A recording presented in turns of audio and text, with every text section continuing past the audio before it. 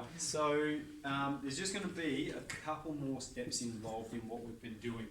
So what I'm going to do is I'm going to detail a long process to you, all right? This is like the foolproof algorithm that you can follow and get the answer right every time, okay? There will come a stage after you've done this for a number of times where you can look at it and just write what the domain and range is. So you're not getting any marks for this process, but it's a process that can help you generate the right answer if you cannot see the answer just by looking at it. So what we've got to do, let's again consider domain, and we're talking about what point is furthest to the left. And we can see it's -3, and we're less than or equal to x, okay, because we're including that point. And then the arrow tells us it's going that way forever, all right? Which means we're just going to put here less than or equal to infinity, all right? Now what that means, okay, when we have infinity written anywhere there, we're just going to drop it off. And so we're just going to make this statement. Okay, we don't need the infinity there. And then when it comes to writing inequalities, we always put the variable first, which means I'm rotating this thing 180 degrees on the horizontal. So we're going to write x first and greater than -3.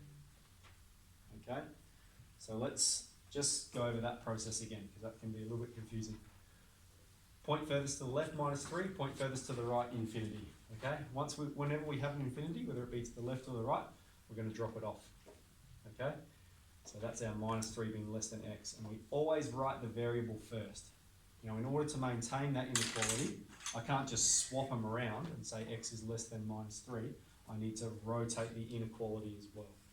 All right, so notice how I've flipped these two. The inequality has flipped directions. All right, now you might be able to look at this and see, oh, well, it exists for all values greater than -3. And that's what that statement means, okay? So you will perform the process, but there will come a time when you'll be able to look at it and just pinpoint it. Let's jump onto the range. Okay, so this time our lowest value for y is -2. And our highest value of y is infinity. It's going up and to the right forever. We drop the infinity off. So we're going to have -2 is less than y. And then we flip the inequality. Y is greater than -2. And so we have our statement about the domain and our statement about the range. All right, let's move on to example B. Sorry, Brad? Where do you get the -2? Oh, we're looking at the first one. So. Yes, yeah. So that's domain and range for the first one. Okay, let's go to B. So notice with this one here, if we're talking about domain, and I'm saying what's the point furthest to the left, you can see it's going that way forever. We've got -infinity, less than x, less than, and the point furthest to the right will be positive infinity. All right, those arrows tell us it's going those ways forever. And so the correct way to write this statement is that x can be any number. It can go to the left and be any number. It can go to the right and be any number. X can be anything. And so the way we write this is x, e, r. And what that means is x, e, or epsilon, means belongs to, and r means the set of all real numbers. Okay, so it's technical maths lingo. Remember I said this is a new language that we're learning. XER, x can be any number. Could be -1,000, could be +100. Okay, XER, x can be any number. For range, all right, we're going to consider what's the lowest value of y on the function. And we do have a minimum value of y. It occurs here. Y is -3. And we're including that point. And then it's going up to infinity on both sides. Okay, so the lowest value of y, -3. And I said, drop off the infinity and then flip the inequality. All right, now you'll see me being a bit inconsistent with my brackets here. I'll just make this statement about the brackets, okay? The reason we have them, if I write this to you, you know that is a set of coordinates, okay? That's what these brackets mean. X is 2, Y is 3. And so now we're introducing this new terminology to you. If I give you this bracket, that means we're talking about an interval. So we have these different mathematical brackets. One for a coordinate, one for an interval. All right, in the domain and range formula we're talking about. Maybe. With the negative infinity on B for domain, does it like when you're taking it away, does it matter if it's a negative, or can you just get rid of both?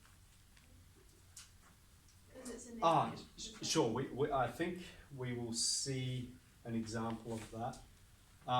No, so yeah, I might have to do another example of that one up here. I might actually do that right now. Let's jump up here and do F. Yeah, good point, because we haven't seen one like that. So let's do it like this then, and let's not include the point. So that has an x coordinate 3 and a y coordinate 4. So let's talk about this one, because that's an important point that I want to draw your attention to. So if we're talking about the domain, okay, we're talking about the point furthest to the left. And you can see this arrow is going to the left and down forever. So the point furthest to the left is going to be minus infinity. And the x coordinate we've got is 3, and it's not including that point, so we'll just go less than 3. All right. And so now, all right, I've said if we have a statement like that, we just drop the infinity off. And so the statement we're going to have is x is less than 3. All right, and we don't need to reverse it because we've already got the variable written in the first place. Similarly with the range, okay, the point furthest to the left, minus infinity, less than y, and the point furthest to the point furthest down, minus infinity, the highest point, positive 4. And we're not including that point, so we'll write it like that. And then we just drop off the infinity. The correct statement is y is less than 4. And so you can look at that and you can see that that's a true statement. All values of y are less than 4. All values of x are less than 3. Okay, so that's an example where we have the negative infinity on the left. Okay, a couple more examples when we're introducing to you these asymptotes. So an asymptote is an invisible line where the function does not exist. It gets infinitely close to that point, but never touches it. And so if I was to ask you, what is the domain of this function? What you would see is you'd see it's going that way forever, and it's going that way forever. So it might seem appropriate to say x can be any real number, all right? But this asymptote here tells us that it doesn't exist at x is 2. All right, that's what it tells us. It exists all the way that way, and this arrow tells us it exists all the way that way. But this dotted line here tells us it gets infinitely close to 2 from this side and from this side, but it never touches, okay? And so there's no process to solve this one. All we're going to say is x does not equal positive 2. Right? It exists, that means it exists for every value except positive 2. All right. Similarly with y, we can see we're talking about y. This arrow tells us it's going all the way down forever. This one all the way up forever. And it's getting really close here, but never touches. And same here, really close but never touches. Y does not equal 3. So when we have an asymptote, it means it doesn't exist at that point. Okay. Over here, if we're talking about, let's do the domain first. So we've got the point furthest to the left. Okay. Now this arrow here tells us it's getting really, really close to that asymptote, but never touches it. So the point furthest to the left is 1. And it's less than because it's getting really close to that line, but never touches it. It's never going to be 1. It does not exist at 1. And then less than infinity. That arrow, it's going that way forever. Okay, so that's our statement for the domain, and let's simplify that using our process. And we're going to have x is greater than 1.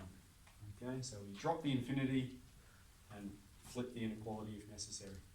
Why on C is it not equals, but for D it's the same thing, but it's just greater than? Here, are you talking about? On C. on C? Yeah. Why is it does not equals? Yeah, but the other one is. Okay, yeah, really good. Because it doesn't exist for any values past that point either. See how this function does not Wouldn't that exist? also be the C has same two for lines. C? No, because this function exists here and it Oh, exists here, but Okay. it doesn't exist at that point. yeah. Good question, good clarification. Okay, so then let's do the range of this one. And so range is possible values of y. We can see it's going down forever, and we can see it's going up forever. There's no limits for y. So we just make the statement, yeah. All right, y can be any real number. Okay. Last one. All right. So if we're talking about x, so for the domain, you're looking at this, you're seeing it's going that way forever. There's a little hump, a downwards hill, and then it's going that way forever. X can be any real number. And the range, okay, the lowest value of y. Now this arrow tells us it's getting really close to the x-axis. So they're not moving in terms of y. The lowest value of y is -3, and we're including that point. And the highest value of y is +3. All right, that's the range of this function. So there is this process, okay? You can perform it and you will get the right answer every time if you're following the process.